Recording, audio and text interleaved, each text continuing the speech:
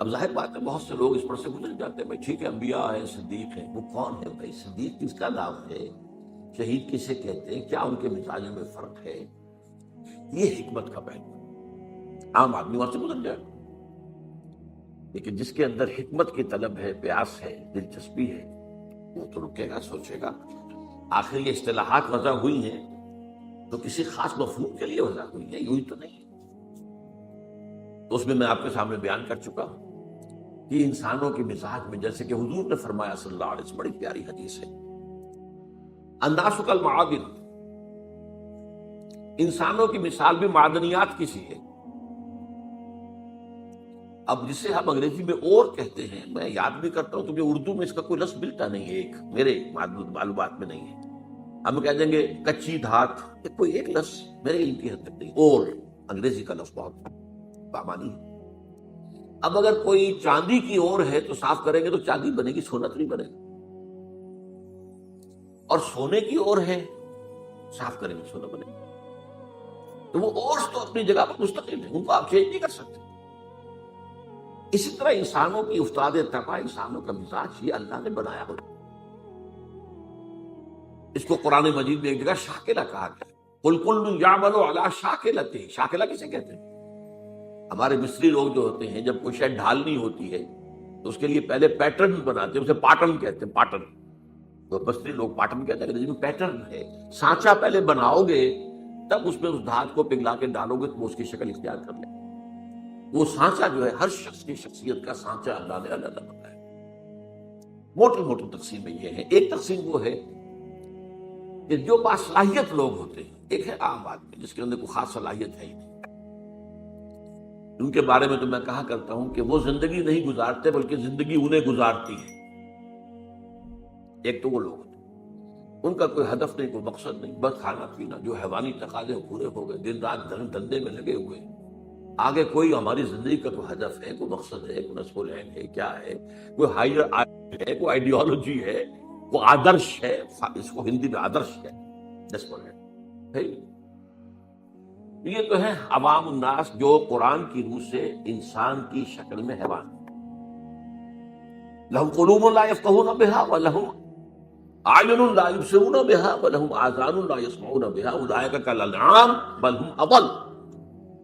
یہ تو چوپایوں کے مانند ہے، بلکہ ان سے بھی گئے گزرے، اس لیے کہ چوپایا تو پیدا ہی اس سطح پر کیا گیا ہے، اسے پیدا کیا ہے، لقد خلقنا الانسان فی احسن تقویم، اور پھر یہ حیوان کی سطح پر سے نہیں گزارتا۔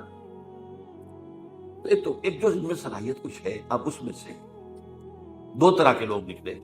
ایک وہ کہ جن کے اندر ایک نیکی اور بدی کی تمیز موجود ہے، اندر حس ہے، مورل لا جسے کانٹ کہتا ہے، جو کچھ سوچتے ہیں، غور کرتے ہیں، چیزوں کو دیکھتے ہیں، اس سے نتیجہ اخذ کرتے ہیں۔ بنظر عبرہ، جیسے کہ حضور نے فرمایا، میرا دیکھنا عبرت کا دیکھنا۔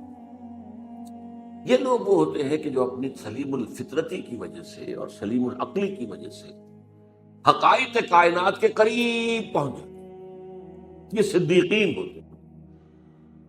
یہ وہ لوگ ہوتے ہیں کہ ان کے کانوں میں کسی نبی کی آواز آئے گی تو فوراً لپک کر قبول کریں، نو ہیسیٹیشن واٹس ایور۔ کیوں؟ کہ وہ تو وہی کہہ رہا ہے نبی جو ان کے اپنے دل میں ہے۔ دیکھنا تقریر کی لذت کے جو اس نے کہا، میں نے یہ جانا بھی گویا یہی میرے دل میں تھا، اس نے تو میرے دل کی بات کی ہے۔ ایک وہ لوگ ہوتے ہیں کہ جن کو ان چیزوں سے دلچسپی نہیں، کھیل کود، یہ وہ، بھاگ دوڑ، کشتی شکار، یہ وہ، اس میں لگے ہوئے۔ ان کے اندر کی فطرت کے اوپر ایک کرسٹ آ گیا ہوتا ہے، بہت یعنی سخت قسم کا، اوپر چھلکا کہیں کیا کہیں، کرسٹ۔ تو وہ ان حقائق کی طرف توجہ نہیں ہوتی۔ میں نے آپ کو بتایا تھا جدید سائیکالوجی میں پہلی قسم کے لوگ انٹروورٹس کہلاتے ہیں، دوسرے ایکسٹروورٹس کہلاتے ہیں۔ تو ان کو حقائق کی طرف دلچسپی، بظاہر سے دلچسپی ہے، بس۔ یہ وہ لوگ ہوتے ہیں کہ جن کا یہ کرسٹ کسی جذباتی بات سے پھٹتا ہے، جیسے حمزہ کی مثال دی میں نے آپ کو۔ کنیز نے کہا کہ آج تو ابو جہل نے آپ کے بھتیجے کے ساتھ بہت برا سلوک کیا۔ اب 6 سال گزر گئے تھے، بھتیجے کی بات پر کبھی توجہ ہی نہیں کی، بھتیجا کیا رہا ہے یہ؟ حالانکہ انتہائی محبوب بھتیجا، انتہائی محبوب۔ بس اس کہنے کے اوپر گھر میں داخل نہیں ہوئے، سیدھے گئے، کمان ماری ہے دے کر ابو جہل کے سر پر کہ تم نے میرے بھتیجے کے ساتھ یہ سلوک کیا۔ اور فوراً اچھا میں اس پر ایمان لایا، آؤ کرو مقابلہ. یہ اسلام کی کیفیت تھی. یہ حضرت عمر کی تھی. انہوں نے اپنی بہن میں جو عظیمت دیکھی کہ عمر چاہے ہمیں ہلاک کر دو، اب ہم اس دین کو چھوڑنے والے نہیں، چونک کر کھڑا ہو گیا. عمر یہ کیا ہے؟ یہ صرف یہ عظیمت. تو یہ تو ہم گفتگو کر چکے ہیں. آج میں ایک اور اعتبار سے بات کر رہا ہوں. وہ یہ جو آیات میں نے آج پڑھی ہیں، ان میں انسانیت شناسی کا ایک اور پہلو سامنے آتا ہے. انسانوں کی شخصیتوں کی مختلف افطار. اس میں خاص طور پر ذکر کروں گا، مولانا مودودی نے اپنے تفہیم القرآن کے مقدمے میں بڑی اہم بات کہی، بہت اہم بات کہی، کہ قرآن مجید ایسی کتاب نہیں ہے جسے کوئی شخص اپنے اسٹڈی روم میں یا ڈرائنگ روم میں آرام سے بیٹھا ہوا وہ پڑھتا رہے، سمجھتا رہے، ڈکشنری دیکھ لی، یہ دیکھ لیا. یہ مینول آف ریولوشن ہے، یہ انقلاب کا لایا عمل ہے. جب تک آپ اس انقلابی عمل میں شامل نہیں ہوں گے، اس کی اصل حقیقت آپ پر منکشف ہی نہیں ہوگی. وہ تو اس انقلابی عمل کی اس جد و جہد میں پھر آپ پر وہ کیفیات وارد ہوں گی. آپ کو پھر یاد آئے گا او کیا حالات تھے جب حضرت خباب بن الارت آ گئے تھے حضور کے سامنے فریاد لے کر کہ حضور اب تو یہ ہم سے ظلم برداشت نہیں ہو رہے، یہ ٹارچر اب ناقابل برداشت. آپ کو کیسے میں آئے گی کیا کیفیت تھی اس وقت خباب کی؟ وہ تو آپ اس کیفیت سے خود دو چار ہو. کبھی آپ پر کوئی آزمائش آئی ہو، کبھی آپ کے اوپر کوئی ایسا فیصلہ کوئی مرحلہ آیا ہو، تبھی تو آپ سمجھیں. تو قرآن مجید کے علم اور حکمت اور اس کے مفہوم اور معانی کا ایک بہت بڑا اہم گوشہ نہیں کھلتا جب تک کہ آپ یہ نہ سمجھے کہ ایک انقلابی دعوت تھی، اور انقلابی دعوت کے اعتبار سے انسانوں میں 4 قسمیں ہوتی ہیں، وہی نبیین، صدیقین، شہداء، صالحین. اب وہ کون سے 4 ہیں؟ دیکھیے پہلے بات سمجھ لیجیے کیونکہ وقت محدود ہے. ایک لوگ وہ ہوتے ہیں کہ جب بات سمجھ میں آ گئی کے بعد آباد، اب نہ دائیں دیکھنا ہے، نہ بائیں دیکھنا ہے، نہ آگے نہ پیچھے، قبول کر لیں بس. یعنی وہ لوگ جن میں ہمت ہے، کردار کی طاقت ہے، حوصلہ ہے، مثابرت ہے، مقاومت ہے. ایک وہ لوگ یہ نہیں دیکھتے کوئی اور بھی چل رہا ہے کہ نہیں چل رہا، وہ چلے تو چلے، نہیں چلے چلے، مجھ پر تو حق باتیں ہوگی، بات ختم. اب کوئی مفاد، کوئی چودراہٹ، کوئی حیثیت، اس کو نہ اندیشہ پہنچ جائے، اس کو نہ خطرہ ہو جائے. جیسے وہ نجران کے عیسائیوں کا وفد آیا تھا تو 2 بھائی تھے ٹاپ کے، ان کے بڑے اسقف. وہ جب حضور نے مباہلے کا چیلنج دیا تو پھر بھاگ گئے، رات کو رات چلے گئے. 70 افراد کا نجران کے وفد آیا تھا. واپسی پر ایک بھائی، چھوٹے بھائی کے گھوڑے نے ٹھوکر کھائی. اس نے کہا اسلام عد ہلاک ہو جائے وہ دور والا. بڑے نے کہا یہ دور والا تم نے کسے کہا ہے؟ اب محمد کو.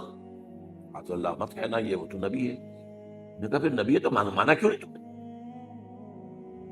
لیکن دیکھو ہمیں کیسر روم نے بڑی سہولتیں دے رکھی ہیں، بڑی مراعات دے رکھی ہیں، ہماری بڑی حیثیت ہے، اگر ہم اس کو مان لیں گے تو گئے ہم تو. اب یہ انداز اور ہے. ایک میں جو بتا رہا ہوں وہ کیا ہے کہ بات دل میں اتر گئی، حق نے، دل نے گواہی دے دی کہ حق ہے. اب کوئی دائیں بائیں دیکھنا نہیں، کوئی اور ہے کہ نہیں ہے، کوئی چل رہا ہے نہیں چل رہا ہے، کیا امکانات ہیں، کیا کوئی حساب کتاب کر کے کیا امکانات ہیں، کامیابی کے کتنے فیصد امکان، کچھ نہیں. حق ہے، اور حق کا یہ حق ہے کہ اسے قبول کیا جائے.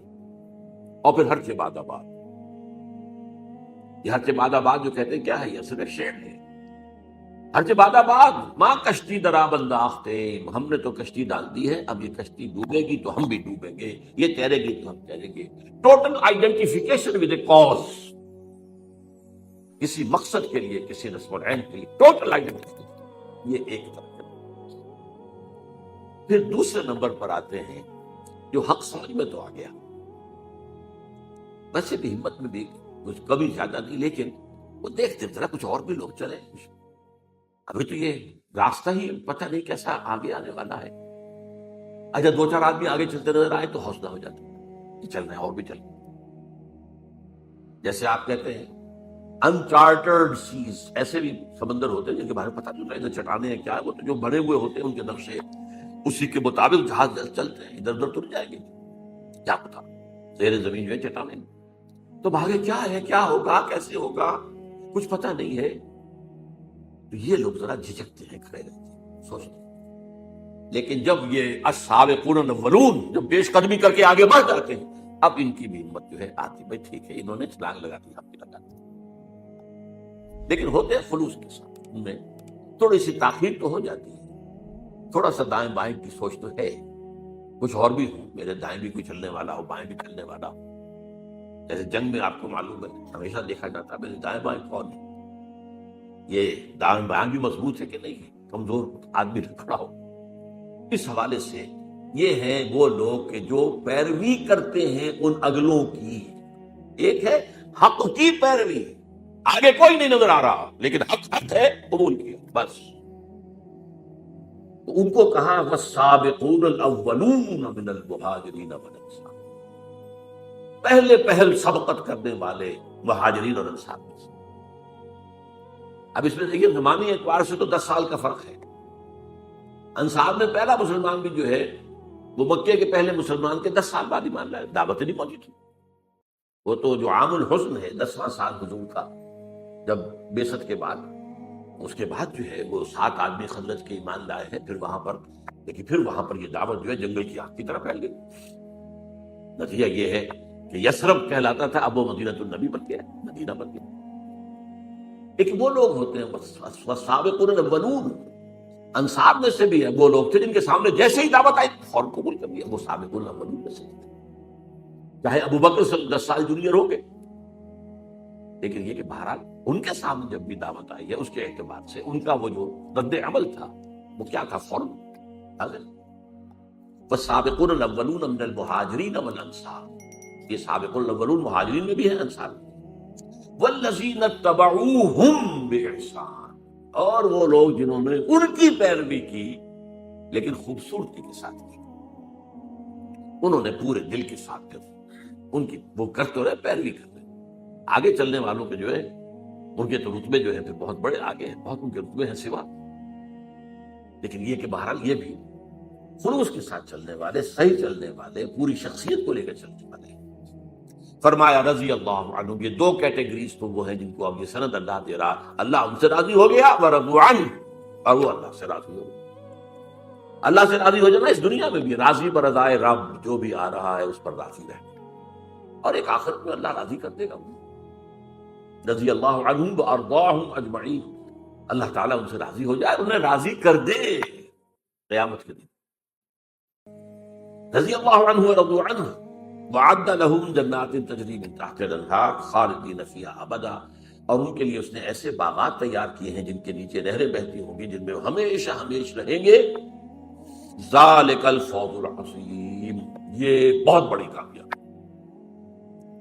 اب اگر اس وقت آپ کے دل سے دعا نہ نکلے تو یہ بڑی بدنصیبی ہوگی. اللہم ربنا اجعلنا منہم، اے اللہ ہمیں بھی اس مقدس گروہ میں شامل ہونے کی توفیق کہ جیسے ہی حق واضح ہو جائے فوراً قبول کریں، پھر کوئی پسو پیش نہ ہو، پھر جسے آپ کہتے ہیں ڈریگنگ آف دی فیٹ نہیں نہ ہو. اب تیسری بات آئی ہے وَمِمَّنْ حَوْلَكُمْ مِنَ الْأَعْرَابِ مُنَافِقُونَ، ارے مسلمانوں تمہارے ارد گرد جو لوگ ہیں اعراب ان میں منافق ہیں. مِنْ أَهْلِ الْمَدِينَةِ، اور مدینے والوں میں بھی. نفاق کا مرض جو ہے اعراب میں زیادہ تھا، اس لیے کہ ان کو حضور کی تربیت اور تزکیے سے اتنا فائدہ اور تعلیم سے تو نہیں پہنچتا تھا. کبھی آ گئے دیکھ لیا حضور. مدینے والے تو مسلسل حضور کی تعلیم، تربیت، تزکیہ اس سے مستفید ہوتے تھے. لہذا الاعراب اشد نفاقا، یہ قرآن اسی صورت میں ہے. نفاق کا مرض شدید ترین جو تھا وہ اعراب میں تھا. یہاں بھی فرمایا وَمِمَّنْ حَوْلَكُمْ مِنَ الْأَعْرَابِ مُنَافِقُونَ وَمِنْ أَهْلِ الْمَدِينَةِ، مدینہ میں بھی موجود. مردوا علی النفاق، یہ نفاق پر اڑ گئے ہیں. یہاں ذرا سی بات سمجھ لیجیے. پہلے تو وہ بنیادی فرق شخصیت کا کیا ہے. عام لوگ یہ سمجھتے ہیں کہ شاید منافق کوئی ہوتا ہے یہ دھوکہ دینے کے لیے مان لایا. نہیں، وہ منافق نہیں ہوتا. اصل میں ایک ہے ضعف ایمان، اس پر بات ہم بعد میں کریں گے. چوتھی کیٹیگری بعد میں آ رہی ہے. ضعف ایمان کا بھی نتیجہ نکلتا ہے بد عملی یا بے عملی یا کم عملی، اچھے کام بھی کیے برے بھی کیے۔ ایک یہ ہوتا ہے کہ ایک شخص نے حق کو قبول کیا اور کھلے دل سے کیا، فیس ویلیو پر قبول کیا کہ ہاں یہ صحیح ہے، لیکن اب اگر مرحلہ آ گیا تو قربانی کا مطالبہ تو چھٹک گیا۔ جان عزیز ہے، مال عزیز، ان میں وہ ہمت نہیں ہے، وہ قطعیت نہیں ہے، وہ ہر سے بارہ بات والی بات نہیں، بلکہ دیکھ بھال کے دائیں دیکھو بائیں دیکھو بھائی، اپنے نفع نقصان کو بھی پہنچا لو، خطرات سے بھی بچو، جان بچاؤ، چلو چلو چلو، لیکن بچ بچ کے چلو، بچ بچ کے چلو۔ اس کا بڑا خوبصورت نقشہ سورہ حج میں کھینچا ہے، وَمِنَ النَّاسِ مَن يَعْبُدُ اللَّهَ عَلَى حَرْفٍ، لوگوں میں سے ایسے بھی ہیں جو کنارے کنارے اللہ کی بندگی کرنا چاہتے، مجھار میں نہ جانا، بچ کر چلو۔ ایک وہ ہے تو بچا بچا کے نہ رکھ اسے، تیرا آئینہ ہے وہ آئینہ کہ شکست نہ ہو تو عزیز تر ہے نگاہ آئینہ ساز۔ اب یہاں سے اصل میں اس کو قرآن کہتا ہے مرض، بیماری۔ نفاق کے پھر مراحل ہے۔ پہلا مرحلہ تو کیا ہوتا ہے کہ انسان سے کوتاہی ہو گئی اور اس کے بعد جھوٹا بہانہ بنا دیا، نفاق شروع ہو گیا۔ اگر کوتاہی ہوئی اور مان لیا تو یہ نفاق نہیں ہے، مان لیا، توبہ کی، حضور کی خدمت میں بھی حاضر ہو گئے، حضور میں اعتراف کرتا ہوں مجھ سے کوتاہی ہوئی ہے، میرے لیے اللہ سے دعا کیجیے، استغفار کیجیے، یہ نفاق نہیں ہے، یہ ضعف ایمان ہے، وہ جو میں عرض کر رہا ہوں کہ فورتھ کیٹیگری۔ لیکن جب جھوٹ بولا نفاق شروع ہوئے، اور جیسے ٹی بی کے بارے میں مشہور تھا کسی زمانے میں، 3 سٹیجز، فرسٹ سیکنڈ تھرڈ میں آ گئی تو کوئی توقع ہی نہیں بچنے کی، اسی طرح اس کی بھی 3 سٹیجز۔ صرف جھوٹ پر مبنی پہلی سٹیج، پھر جھوٹی قسم، کیونکہ جب دیکھا میں نے بار بار بہانہ بنایا جھوٹا، اب لوگ مسکرانے لگتے ہیں میری بات سن کر، وہ سمجھتے ہیں کہ یہ تو اس کا تو کہاں بھی بہانے بنانا، تو خدا کی قسم، اللہ کی قسم، اللہ کو حاضر ناظر جان کر کہہ رہا ہوں، میری یہ مجبوری ہے، میری بیوی بستر مرگ پر پڑی ہے، میرا فلاں یہ ہے، میں جنگ میں نہیں جا سکتا، میں یہ نہیں کر سکتا، خدا قسم۔ اتخذوا ایمانہم جنۃ، انہوں نے اپنی قسموں کو ڈھال بنا لیا۔ اور تیسری سٹیج ہوتی تھی جبکہ دل میں بغض پیدا ہو جائے، یہ نبی نے ہمیں کس مصیبت میں ڈال دی۔ ایک صاحب ایمان سابق الاولون وہ کہتے تھے نبی کا احسان تو ہم اتار ہی نہیں سکتے، انہوں نے ہمیں سیدھا راستہ دکھایا، وہ تو ہمارے محسن ہے، محسن حسن۔ اب یہ کیا کہتے ہیں ہمیں کس مصیبت میں ڈال دیا اس محمد نے، خطرے ہی خطرے۔ اور وہ ان لوگوں کے بارے میں کہتے تھے یہ بیوقوف ہے، فینیٹکس ہے، آج کا لفظ فینیٹکس، یہ پاگل ہے۔ وَإِذَا قِيلَ لَهُمْ آمِنُوا كَمَا آمَنَ النَّاسُ قَالُوا أَنُؤْمِنُ كَمَا آمَنَ السُّفَهَاءُ،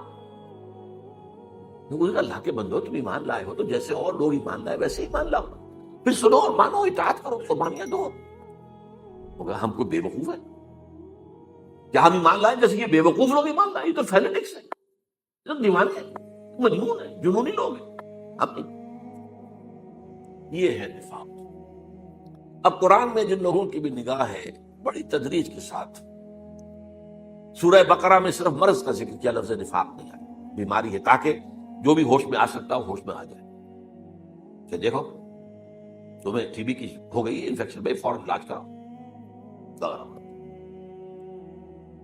اس کے بعد پھر ذرا اور آگے بڑھ کر پھر لفظ منافق آیا سورہ آل عمران میں، غزوہ احد کے موقع پر چونکہ اس کا ظہور ہو گیا، 300 کو لے کر عبداللہ ابن ابی واپس چلا گیا میدان جنگ سے، تو لفظ منافق پہلی دفعہ آیا، پھر سورہ نساء میں کھل کر آیا، اور فائنل سورہ جو ہے سورہ توبہ ہے، پھر یہ کہ لفظ عام کی، لیکن ایک پردہ پڑا رہنے دیا گیا، کسی کو شخصاً منافق نہیں کہا گیا۔ یہ بیماریاں ہیں، یہ کمزوریاں ہیں، ان کی یہ علامات ہیں، ان کا یہ طرز عمل ہے، تاکہ جو بھی ہوش میں آ سکتا ہوش میں آ جائے۔ منافق کہہ کر ابھی ان پر لیبل نہیں لگائے۔ یہ مرض پھر اپنی پوری انتہا کو پہنچا ہے، یہ جو آخری دور ہے، غزوہ تبوک کا موقع ہے، سخت ترین آزمائش تھی، اس کے بعد سے اس لیے لفظ یہاں آیا ہے مردوا علی النفاق، یہ نفاق پر اڑ گئے، انہیں بار بار تنبیہ کی گئی ہے، بار بار تنبیہ کی گئی ہے، ہوش میں آ جاؤ، ایمان لاؤ، صحیح طریقے پر ایمان لاؤ اور اپنے اس نفاق کا پردہ چاک کر دو۔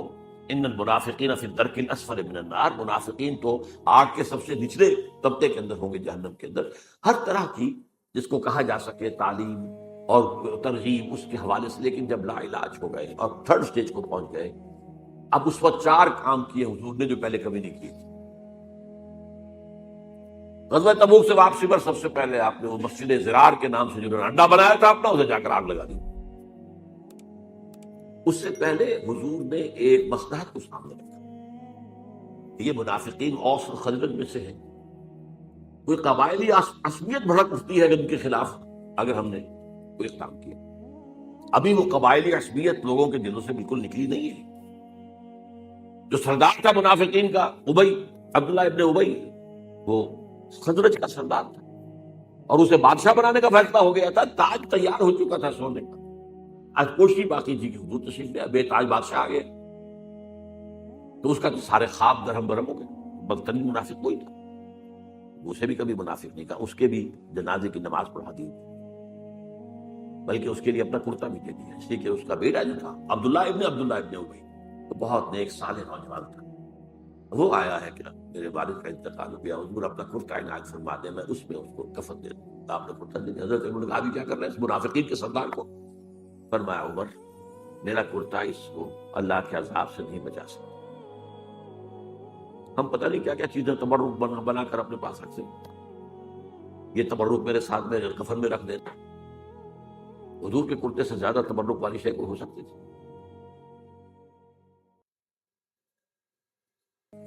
فرمایا میرا کرتا اسے عذاب سے نہیں بچا سکتا۔ 12 پہلا کام آپ نے یہ کیا، اڈا ان کا جا کے جلا دیا، حالانکہ ایک اشتعال مسجد جلا دی، مسجد ہو سکتا تھا کہ نہیں تھا، نام تو مسجد تھا، مسجد تھا، لیکن تھا وہ اڈا ہونا۔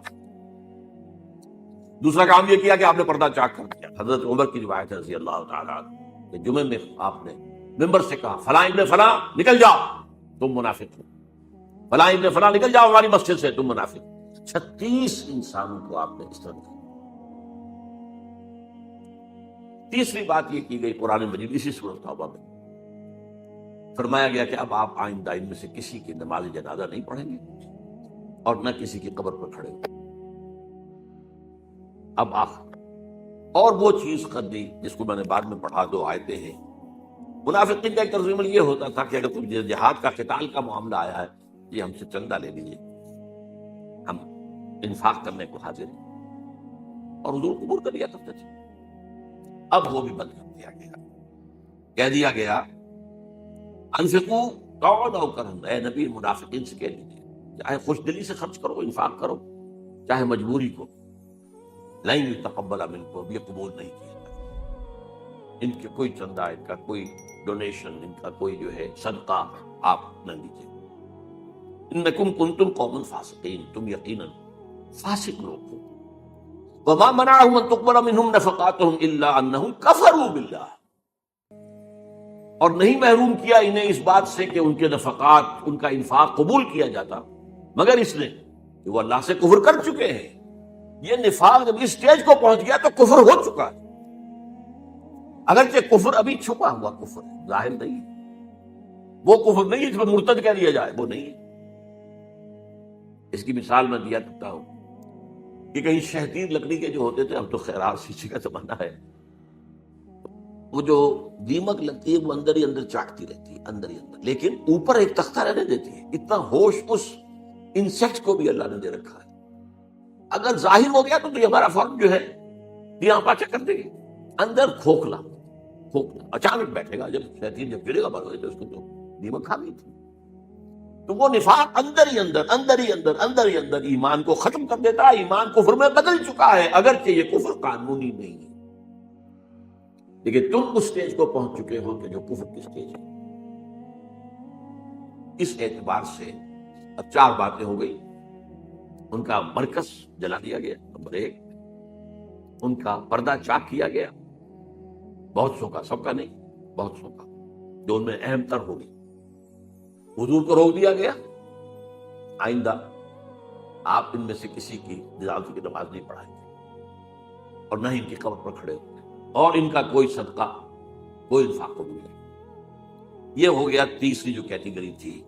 وَمِمَّنْ حَوْلَكُم مِّنَ الْأَعْرَابِ مُنَافِقُونَ وَمِنْ أَهْلِ الْمَدِينَةِ مَرَدُوا عَلَى النِّفَاقِ نَحْنُ نَعْلَمُهُمْ سَنُعَذِّبُهُمْ مَرَّتَيْنِ، ہم انہیں دوبارہ دو مرتبہ عذاب دیں گے، ثم يُرَدُّونَ إِلَىٰ عَذَابٍ عَظِيمٍ، اور پھر وہ بڑے عذاب میں ڈال دیے جائیں گے۔ آخرت کا عذاب بڑا ہے، اس سے پہلے برزخ کا عذاب ہے، اس سے پہلے دنیا میں بھی عذاب ہے۔ جو پردہ چاک ہوا، جو رسوائی ہوئی، یہ ساری کی ساری چیزیں ان کے لیے عذاب کے درجے میں تھی کہ نہیں تھی۔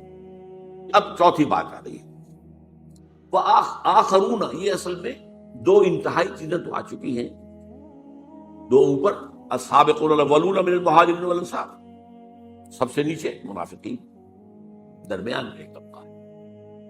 وآخرون اعترفوا بذنوبہم، اور کچھ لوگ وہ ہیں جو اپنے گناہوں کا اعتراف کرتے ہیں، اپنی کوتاہی کا۔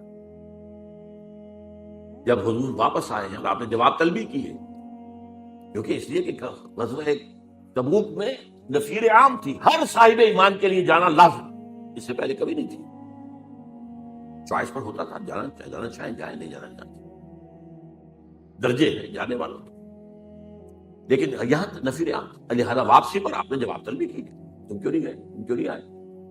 اب منافق قسم کھاتا تھا، جھوٹ بولتا تھا، انہوں نے کہا تو ٹھیک ہے، قرآن مجید نے بھی کہا دفع کیجیے انہیں، عارض عنہم، اعراض کیجیے۔ آپ کو پتہ تھا کہ جھوٹ بول رہا ہے، آپ سے کہیں چھپی ہونے والی بات تھی؟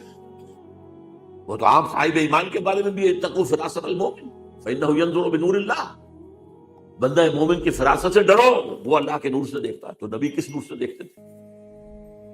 لیکن ٹھیک ہے جائیے، اہل ایمان ابو حضور کوئی عذر نہیں ہے۔ میرے پاس بھی کعب ابن مالک کی بڑی لمبی حدیث ہے بخاری شریف کی کہ حضور میرے پاس بھی زبان ہے، میں بھی جھوٹ بول سکتا تھا، بہانے بنا سکتا تھا، لیکن میں تسلیم کرتا ہوں کہ جتنا صحت مند میں اس وقت تھا کبھی نہیں تھا، کوئی بیماری نہیں تھی، اور جتنا غنی میں اس وقت تھا اس سے پہلے کبھی نہیں تھا، یہ بھی نہیں تھا کہ میرے پاس زیادہ راہ نہیں تھا، بس مجھے میرے نفس نے چکمہ دیا کہ تمہاری سانڈنی جو ہے بڑی طاقتور ہے، مضبوط ہے، یہ رسول اللہ تو چلیں گے 30,000 کا لشکر لے کر، تو بڑی سلو رفتار ہوگی نا، تم 2-4 دن اور ٹھنڈی چھاؤں گھر کی راحتیں جو ہیں ان سے مستفید ہو رہے، پھر تیزی کے ساتھ دوڑتے ہوئے جا کے مل جانا۔ ہر روز یہی چکمہ اور نس دے رہا ہے، میں چکمے میں آتا چلا گیا۔ ایک روز اچانک محسوس ہوا کہ اب تو میں چاہے کتنا ہی تیز چلوں آپ کو نہیں مل سکتا، بیٹھ گئے۔ انہیں پھر سزا دی گئی، بائیکاٹ کیا گیا، حکم دے گیا کہ کوئی صاحب ایمان سے بات کرے۔ یہ 3 صحابہ تھے، اب ان کے بارے میں جو فرمایا جا رہا ہے یہاں سے کیٹیگری تو آپ نے سمجھ لی۔ وآخرون اعترفوا بذنوبہم خلطوا عملا صالحا وآخر سیئا، انہوں نے گڑبڑ کر لیے ہیں اپنے اندر، اچھے کام بھی برے کام۔ ظاہر بات ہے کہ اگر ایمان زیادہ مضبوط نہیں ہے تو کیا ہوگا، گناہوں کا صدور، لیکن معافی مانگے گا آدمی، استغفار کر لے گا، توبہ کر لے گا، اللہ معاف فرمانے والا ہے، لیکن رہے گا تو ایسے ہی نا، ڈاما ڈول، کبھی ادھر کبھی ادھر۔ تو خلطوا عملا صالحا وآخر سیئا، انہوں نے خلط منت کر دیے ہیں، نیک اعمال بھی اور برے اعمال بھی۔ عسى اللہ یتوب علیہ، امید ہے کہ اللہ ان پر عنایت فرمائے گا، ان کی توبہ قبول کر لے گا، ان کے استغفار کو شرف قبولی عطا کر دے گا۔ ان اللہ غفور رحیم، یقین اللہ غفور رحیم ہے۔ خذ من اموالہم صدقۃ، السلام علیکم۔ آپ کے دنیا سے جانے کے بعد بھی آپ کا یہ ایک کلک صدقہ جاریہ بن سکتا ہے۔ صدقہ جاریہ کی نیت سے بیان کو شیئر کریں، چینل کو سبسکرائب کریں۔ شکریہ۔